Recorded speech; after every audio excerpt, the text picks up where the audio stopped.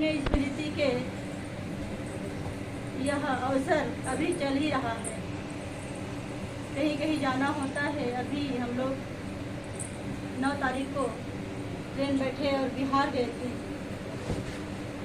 परम पूज्य आचार्य श्री धर्मस्वरूप साहिब जी का अंत्येष्टि कार्यक्रम रहा और उसी में श्रद्धांजलि सभा 11 तारीख को रखे थे। हम लोग 14 को वापस आए और उसके बाद आपके दर्शन करने यहाँ आए। ये संसार नश्वर है। सदगुरु कबीर साहिब जी इस नश्वरता को आप और हम सब के बीच में इंगित करते हैं और मानव जीवन की विशेषता और उसके कर्म को बताते हुए मानव कैसे कैसे काम करता है इस बात को बताते हुए कहते हैं, अपनी अपनी करी गए लागी न काहू के साथ, अपनी अपनी करी गए लागी न काहू के साथ, अपनी करी गए रावणा अपनी दशरथ नाथ। इस संसार में जितने लोग आए जन्म लिए, जन्म लेते ही कहते हैं माँ मुझे दूध चाहिए। जन्म लेते ही वह रोना चालू कर देता है दूध के लिए और वही रोने की स्थिति आगे बढ़ता है तो मुझे खिलौना चाहिए। फिर बड़ा होता है तो मुझे पत्नी चाहिए। उसके बाद चाहिए चलता रहता है, मुझे मकान चाहिए, धन चाहिए, संसार चाहिए और अंतिम में मुझे 2 गज की कफन चाहिए। अंतिम स्थिति होता है तो कहते हैं लोग कि भगवान मुझे जल्दी मृत्यु दे दे, 2 गज की मुझे कफन दे दे। आज यही है। सदगुरु कबीर साहब को क्यों कहना पड़ा अपनी अपनी कर गए। इस संसार में इस धराधाम में आते ही यह मेरा मेरा करते करते व्यक्ति फंस जाता है और ज्ञान बगल हो जाता है और किस लिए जन्म लिए हैं उसका कोई विचार नहीं होता है और धन संपत्ति के चक्कर में कहीं लोभ में कहीं मोह में पकड़ करके जीवन व्यतीत होता है। लोभ में ऐसा करता है व्यक्ति कि निकलना ही नहीं चाहता। किसी के धन को देखे, किसी के रुपए पैसा को देखे, किसी के जवानी को देखे, किसी के सुंदरता को देखे। आज बलात्कार हो रहा है, किसके वजह से हो रहा है? ये लोभ के कारण है। हमारा बन जाए, हम उसका मालिक हो जाए, ये तो लोभ के कारण ही है। जगह जगह लूटपाट हो रहा है, ये किसके कारण है? व्यक्ति सोचने समझने की जो बुद्धि है वो दबता चला जा रहा है, उभर नहीं पा रही है। और इसका देने वाला कौन? यही समाज है। समाज अपने बच्चों को, माँ बाप अपने बच्चों को सत्संग में नहीं लाता, अच्छे जगह नहीं बैठाते, अच्छे जगह नहीं लेके जाते, इसलिए गलत जगह व्यक्ति चुन लेता है। धन तो कमाता है, खूब कमाता है, पढ़ लिख करके पैसा छापने की मशीन माँ बाप बना देते हैं। पैसे छापने के मशीन के साथ साथ कहते हैं शिक्षा अंधी है संस्कार के बिना। शिक्षा के साथ साथ अगर आप जैसे दीक्षा भी दे अपने बच्चों को, शायद कोई बच्चा हो जो पिघल सकता हो और गलत कुसंग में जा सकता हो। लेकिन कहीं ना कहीं कमजोरी हमारी ही रहती है कि हम चले आते हैं सत्संग में, कभी कभी ऐसे होता है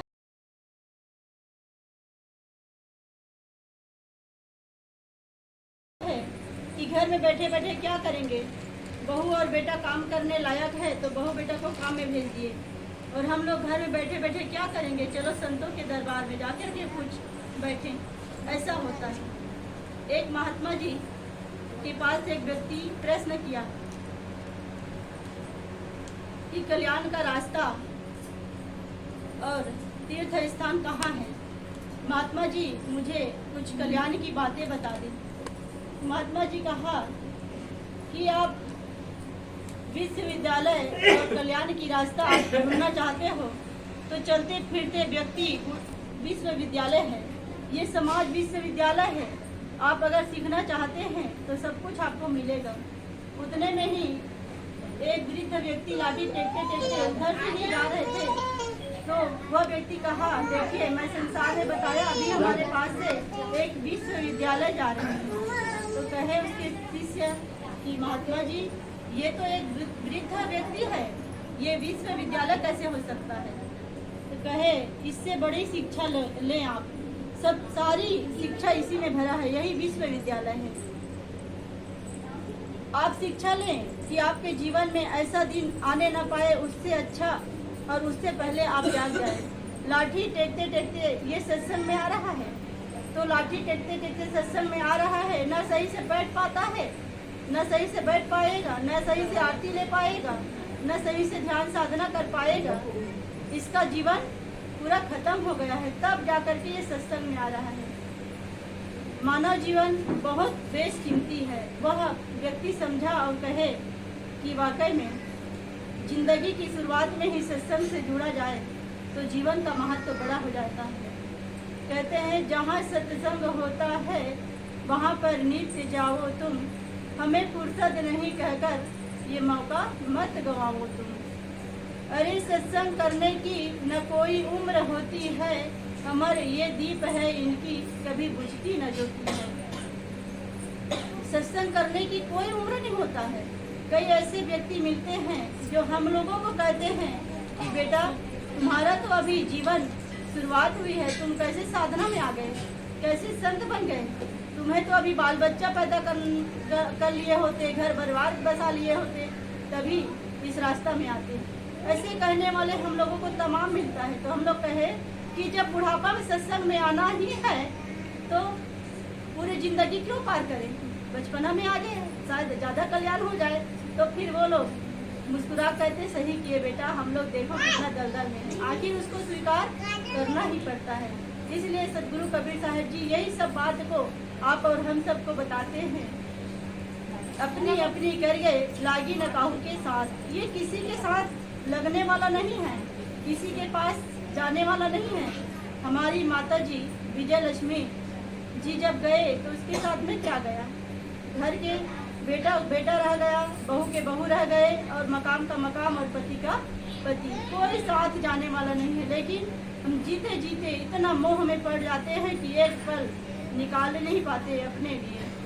हम साधना में भी ध्यान लगाएं, सत्संग करें, और मन को एकाग्र करने के लिए हम कुछ देर अपने लिए बैठें।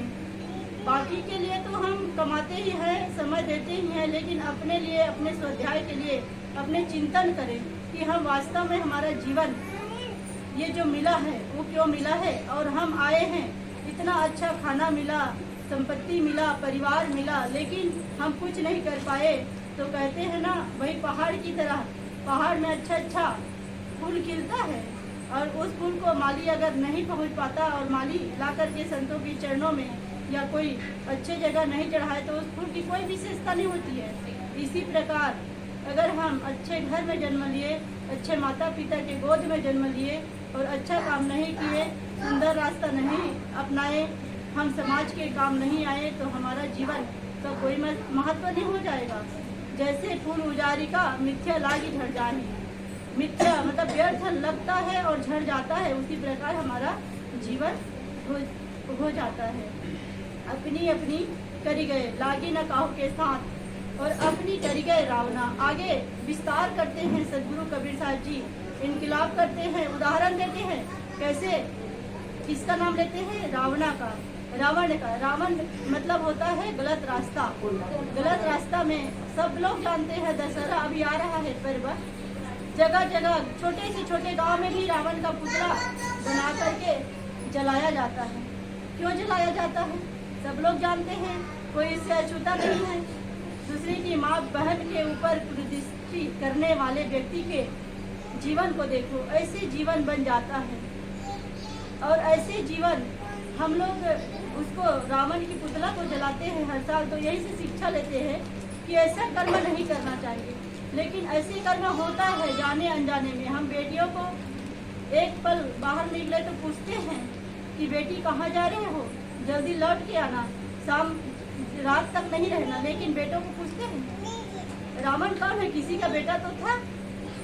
अपने माँ का जो राक्षसी स्वभाव, कहते हैं बच्चे के ऊपर माँ का सबसे बड़ा संस्कार आता है, क्योंकि माँ 9 महीना अपने गोद में रखती है, बाहर 5 साल तक उसको दूध ला करके उस कविता और पल्लवित करती है। माँ ये ना सोचे कि ये हमारा बच्चा है, उस बच्चे के साथ उसके घर के भविष्य जुड़ा है, आपकी सारी कमाई का मालिक वो बनने वाला है।